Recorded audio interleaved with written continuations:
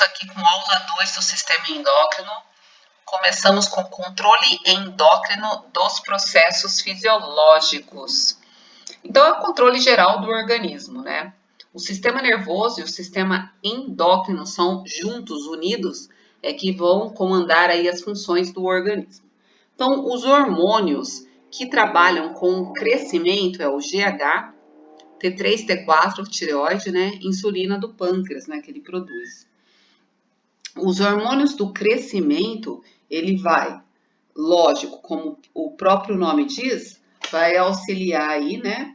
No crescimento e também na restauração entre células mortas, ou que estão morrendo, e substituí-la por células novas. Então, vai ser criadas aí células novas. Então, além do crescimento, tem isso. Morreu célula, coloca célula nova. Depois nós temos hormônios que trabalham no metabolismo. Insulina, glucagon, cortisol, epinefrina, GH, T3, T4, calcitonina, renina, angiotensina, aldosterona, paratormônio.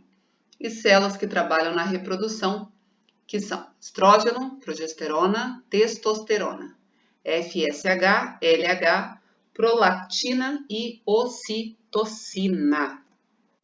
Então, existem 4 tipos de hormônios, que são os proteicos, os peptídicos, as aminas e os esteroides. Os proteicos e os peptídicos têm o mesmo mecanismo de produção e de transporte, ou seja, é o mesmo.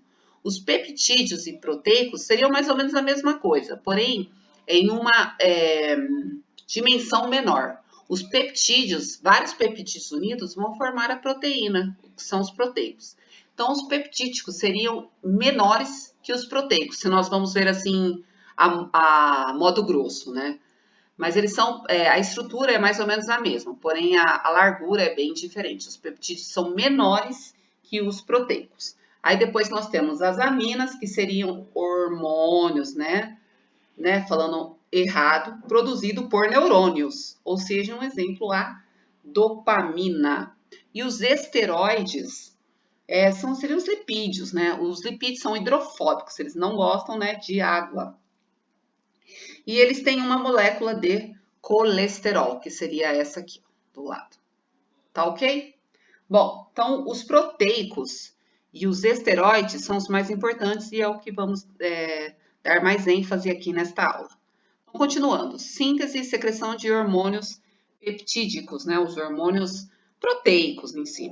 Então, vai ser lá no retículo endoplasmático rugoso, né? Que é o RER, lá nos ribossomos, que além de ter a produção de proteínas, também vai ocorrer a síntese de hormônios proteicos.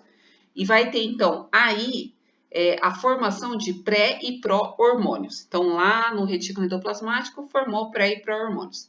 Depois, lá no complexo de Golgi, vai ser englobado em vesículas, e aí sim, já vai estar em forma de hormônio. Então, esses hormônios, eles vão ser colocados em bolsinhas, né, em vesículas, lá no complexo de Golgi, e aí sim, eles já estão em forma de hormônio.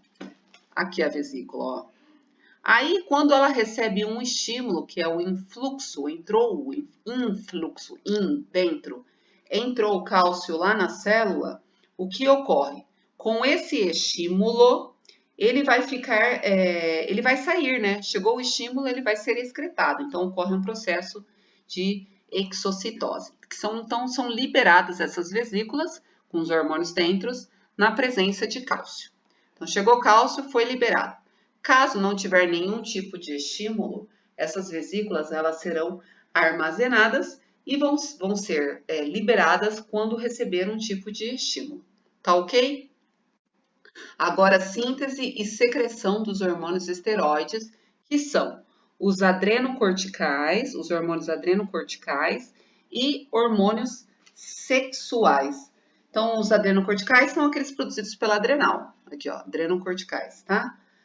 Produzidos pela adrenal, e sexuais, que seria o estrógeno, progesterona e testosterona. Então, nesse caso aqui, os hormônios eles vão ser produzidos na mitocôndria. A mitocôndria tem função de respiração celular. Então tá lá o colesterol e ocorrem várias clivagens. O que é clivagem? É a quebra, vai quebrar esse colesterol. Um nome muito difícil, pregnenolona. Pregnenolona. Então vai ser cortado em pregnenolona, tá ok? E ocorrem modificações de pregnenolona com enzimas específicas das células que fazem a síntese de esteroides. Então ocorrem vários processos aí, e aí vai ter a formação do esteroide, né? Aqui nesse caso, vai ter a formação aqui do cortisol, tá? Então formou aqui o cortisol e não existe armazenamento aqui nessa situação aqui, hormônios esteroides. Quando ela é produzida, ela é logo secretada. Então, produziu, já foi excretada, secretou, liberou. Ela não é armazenada, ela não precisa de um estímulo de presença de cálcio para ser liberada, como os hormônios proteicos. Tá ok? Então, aqui está o cortisol e aí sim ela vai ser liberada. Lembrando que os hormônios esteroides sempre precisa pelo menos de uma molécula de colesterol. Tá ok? Continuando. Interação célula-hormônio. Nós temos os hormônios proteicos e os hormônios esteroides. Os hormônios proteicos, eles são hidrossolúveis. Hidrossolúveis. Então, quando eles entram na corrente sanguínea, eles podem ir tranquilamente, tá ok? Porque eles conseguem se misturar com a água, com o plasma sanguíneo, com o sangue. Já os hormônios esteroides, eles são lipossolúveis, certo? Eles já não conseguem ir, eles não conseguem, né, de ir se dissolver na água, os lipossolúveis. Então, vamos aqui. Interação célula-hormônio, hormônios proteicos. O hormônio proteico, então, quando ele chega aqui na célula, aqui ó, membrana celular, a membrana celular ela é produzida por uma bicamada lipídica, fosfolipídios, né? Fosfolipídios, formato fosfolipídio, isso mesmo, aqui ó, bicamada lipídica. Então aqui chegou o hormônio proteico, certo? E tem um sistema chave e fechadura com um receptor. Então tem que ser bem certinho o formato para ter um encaixe, né? Então chega o hormônio proteico, chegou lá no receptor de membrana, certo? Encaixou. Quando encaixa esse receptor de membrana, ele vai ser ativado e por sua vez vai ativar a adenilciclase, certo? Adenilciclase.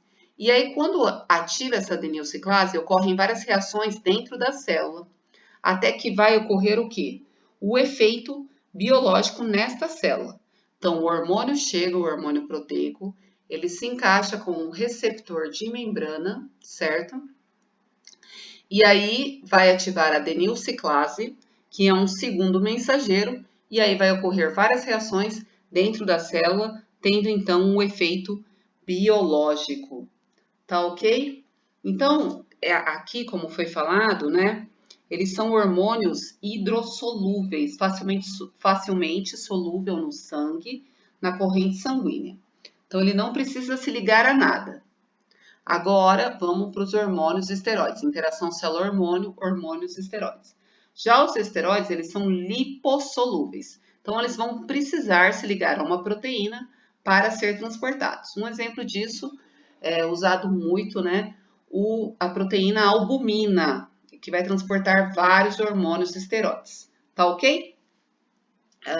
Bom, então agora aqui, interação célula-hormônio, hormônios esteroides. Então, chega lá o hormônio, pelo fato dele ser esteroide, ou seja, tem lipídio, ele não precisa de um receptor de membrana, como é o caso aqui. Por quê? Porque ele já é constituído por lipídio. Então, ele vai ingressar tranquilamente na membrana, certo? Então, ele entra na membrana e aqui no citoplasma já vai ter um receptor. Aqui nessa não está nesta ilustração, porém existe um receptor aqui no citoplasma. Ele vai se unir formando junção, hormônio e receptor, né? Juntou. Aí depois ele vai ingressar nesta célula, no núcleo da célula, certo? E ele vai lá no DNA, ó, DNA, né? Na cromatina aqui, vai ter aqui sítios onde ocorre um encontro dessa junção com esses sítios e aí ocorre a transcrição. Então, vem o receptor com o hormônio lá no núcleo, né? Ele vai se juntar, vai se unir vai se ligar aos receptores desse DNA e aí ocorre um processo chamado transcrição, que futuramente vai me trazer uma proteína, ó, uma nova proteína. Tá ok? Então aqui é pelo esteroide. E aí sim vai ter o efeito biológico. Então, o hormônio esteroide, outra vez, ele ingressa, não precisa de receptor de membrana. E aí, o que ocorre? Aí, lá no citoplasma, ele vai se unir com o receptor, depois ele entra lá no núcleo, ele vai no sítio do receptor na cromatina, DNA, e aí ocorre o processo de transcrição, que futuramente vai me trazer uma proteína, tendo assim, então, um efeito biológico lá na célula. Tá ok, então? Continuamos daqui a pouco na aula 3. Espero vocês lá e bom estudo!